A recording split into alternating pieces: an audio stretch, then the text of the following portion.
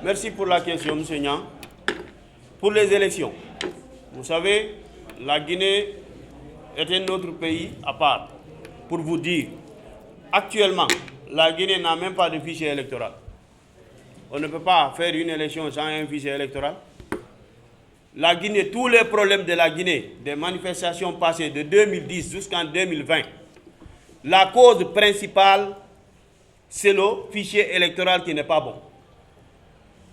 Maintenant, on a pris une initiative avec la CEDEAO de faire un recensement général de la population, le PNRAVEC. C'est-à-dire, tu vas avoir un extrait de naissance avec une carte d'identité numérique CEDEAO.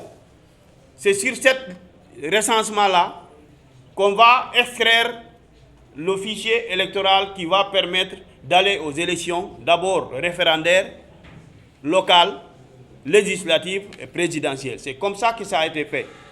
Actuellement, le PNRAVEC a démarré. Ils ont commandé plus de 200 000 tablettes pour aller au fond fin des villages pour faire le recensement des gens. Aujourd'hui, vous pouvez comprendre que 20% de la population qui ont l'âge de voter ont déjà leur carte d'identité numérique. Ceux qui partent en Guinée le savent. Donc, le projet est en avancement. Récemment, le Premier ministre a lancé le recensement général de la population. Cette année, le président de la République a déclaré officiellement, lors de sa déclaration du 31 décembre, que cette année, c'est une année électorale.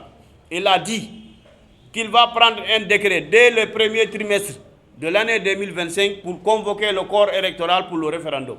Ça, il a dit clairement et nettement sur le discours. Sur ça, je pense que c'est la volonté qui est là, mais il y a les moyens financiers et mécaniques, techniques et autres qui vont accompagner. Donc je pense que ça, il n'y a même pas de problème par rapport à ça.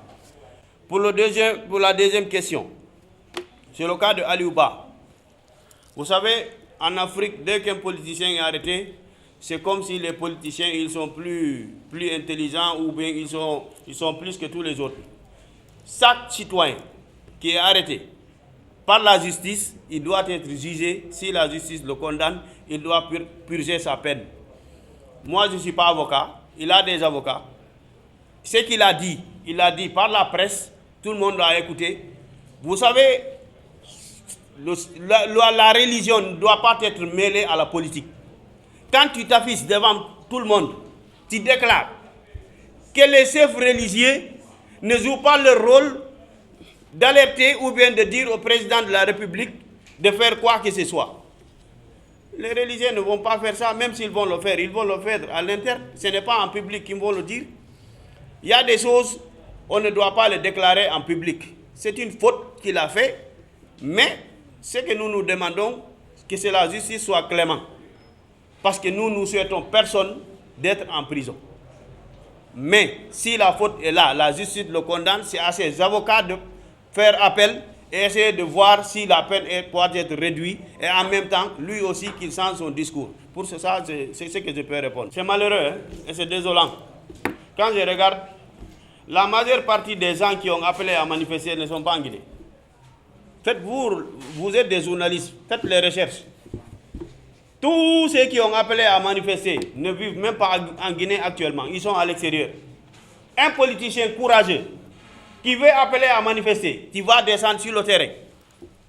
Tu appelles à manifester. Mais dès que tu appelles à manifester, c'est des jeunes de 11 ans, 12 ans, 13 ans, 14 ans qui sortent pour prendre des pierres pour affronter des gens qui ont des armes. Comment ça c'est possible? Un politicien responsable, dès qu'il appelle à manifester, c'est lui qui doit être devant. Tu ne dois pas rester à l'extérieur, appeler à manifester alors que tu n'oses même pas mettre tes pieds dans un pays. Ce n'est pas possible. On ne peut pas tolérer ça. Ça, c'est d'une manque de responsabilité. Si aujourd'hui, c'est ses alliés, le bourreau d'hier qui s'allie avec le politicien d'aujourd'hui, c'est grave. Imaginez-vous Alpha Condé qu'il a fait à l'UFDG ou ces gens qui sont en train d'appeler à manifester là pendant 12 ans. Il y a plus de 280 morts qui sont aujourd'hui au cimetière de Bambeto. C'est ce même Alpha Condé qui s'associe avec Ciel Loudalé et autres pour appeler à manifester pour tuer nos jeunes frères de l'Axe. On ne l'accepte pas. S'ils veulent manifester, ils n'ont qu'à quitter Paris, dans les hôtels qui sont là-bas, ou bien au Sénégal, à Abidjan, descendre sur le terrain et manifester, comme tous les autres. Mais on n'acceptera pas qu'ils appellent les enfants des autres, aller se faire tuer, alors que leurs enfants sont dans les universités au Canada, aux États-Unis et partout. Ça, c'est irresponsable. Donc ça, moi, je ne suis pas du tout d'accord. La manifestation, elle est encadrée, mais ce qui se passe, ce n'est pas de la manifestation, c'est de la manipulation. Ils manipulent les jeunes pour avoir leur faim. Et ça va s'arrêter. On ne l'acceptera plus. Pour le cas de